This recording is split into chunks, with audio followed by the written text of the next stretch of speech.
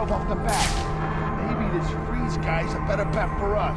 You keep talking like that, I'm gonna kick your ass so hard you'll be sitting down on your face. Hey, I'm just saying. Never hurts to keep our options open, you know?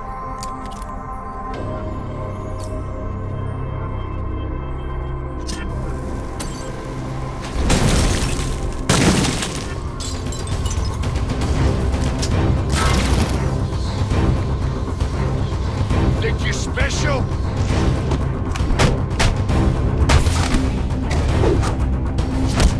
How's my big one? Quickly.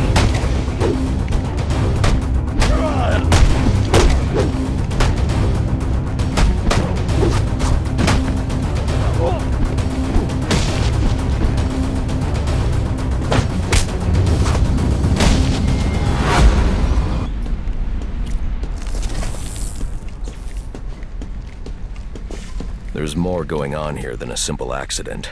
This security guard's skin has the same blue coloration as Freeze's. I should set up a crime scene.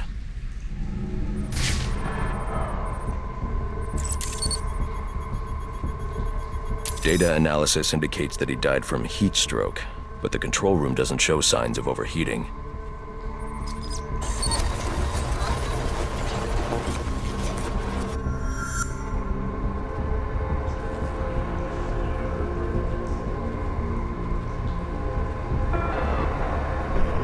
This is some kind of crystallized chemical residue. Traces lead back into the lab.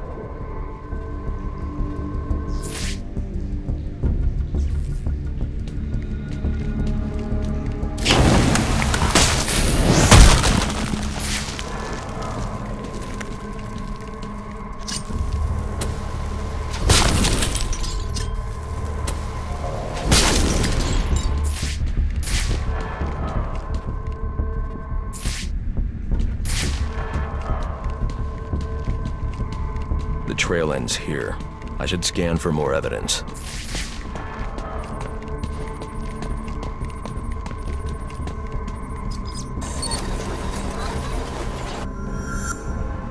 Two men struggled.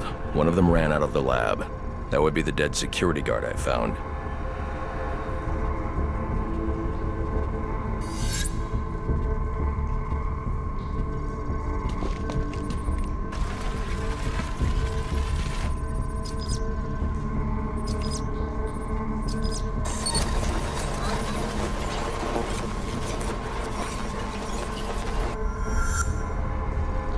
These palm prints are a match for Victor Freeze.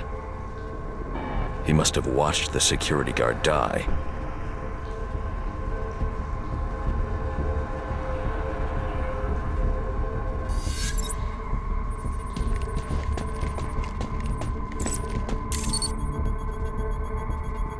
Freeze scavenged what he needed from various prototypes to build himself a super-cooled survival suit.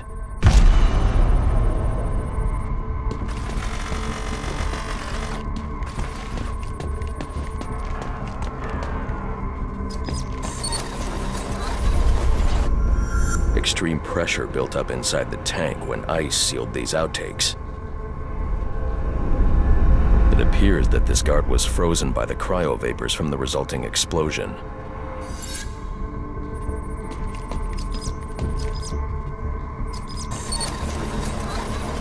The evidence suggests the guard was frozen before the tank ruptured, perhaps by Freeze's cryocannon. These DNA traces are a match for Victor Freeze. Spatter analysis suggests a blunt impact. Someone assaulted Freeze with a weapon. The cannon was knocked over and fired. When the tank exploded, it released a plume of cryochemicals. The plume enveloped Freeze and the guard, but the shockwave knocked the assailant clear. I need to find that weapon. It may have evidence I can use to identify the assailant.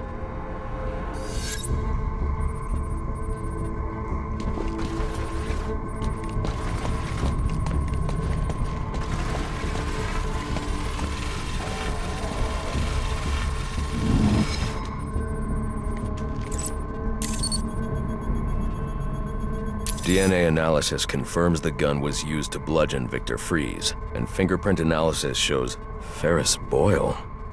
It was Ferris.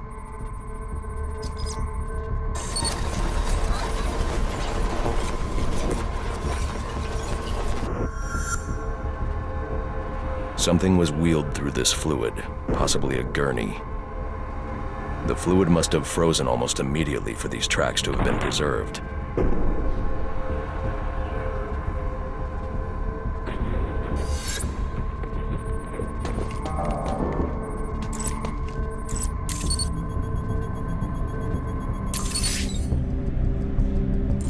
Odd.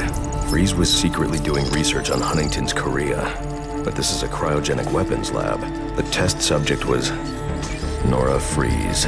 Now I know what happened here. Boyle hired Victor to help advance the secret cryoweapons program within GothCorp. In exchange, Boyle agreed to devote GothCorp resources to finding a cure for Nora's Huntington's. But Boyle was more interested in how Victor had managed to put Nora into cryostasis.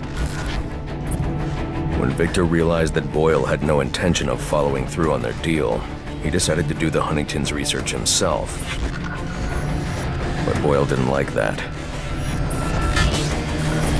The cryochemical cocktail altered Victor's metabolism, as well as the guards. Boyle escaped ahead of the plume and had the lab quarantined. Victor survived, but he knew that leaving the supercooled lab would kill him. So he built himself a suit and utilized an organic supercoolant to keep his core temperature sub-zero. All this violence. He's just trying to save his dying wife.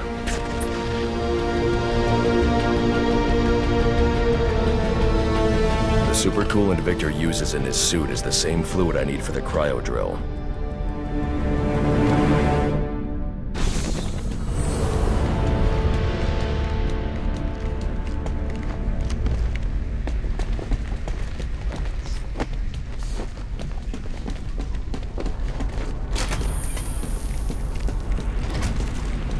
Alfred, send Gordon the evidence I've gathered on Boyle's crimes. I'm sorry, Master Bruce. I know you had high hopes for what Ferris could do for Gotham. That doesn't matter now. Victor's plan was never to kill Boyle. He needs Boyle's security access to get his wife out of GothCorp. That's all he wants. And now, you're going to stop him? I have to. And are you still going to need that gurney? I am. But not for Victor.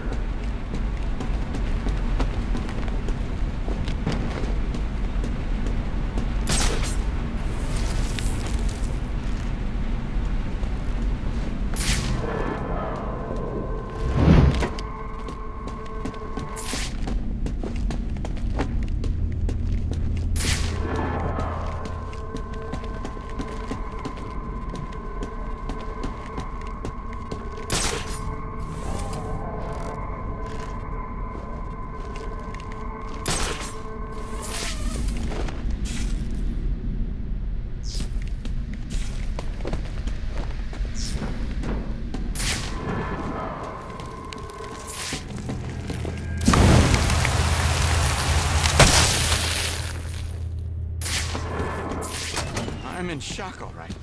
Can't believe what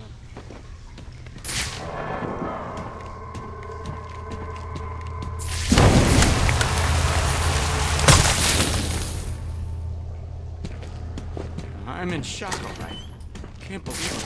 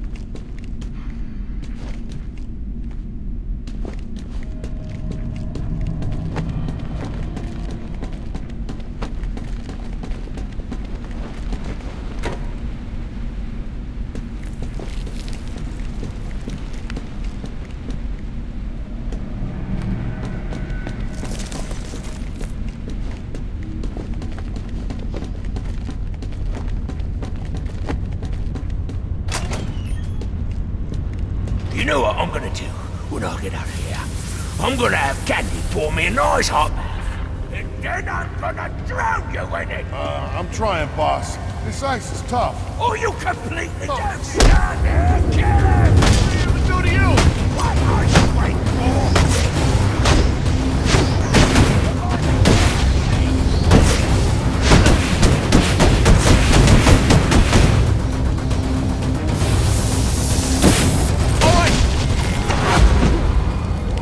Leave me here, Batman! I'm freezing to death!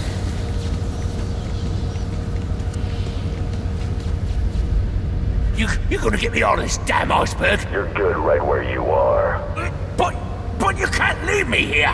I'll freeze to death! Not my problem. Oh, so you come back to gloat, have you? Oh, I'll hang you with that bloody cape, you hear me?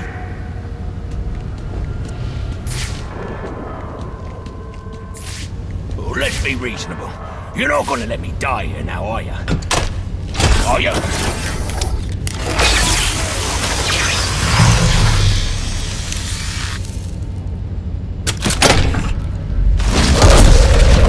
You're a cold-hearted bastard, you know that?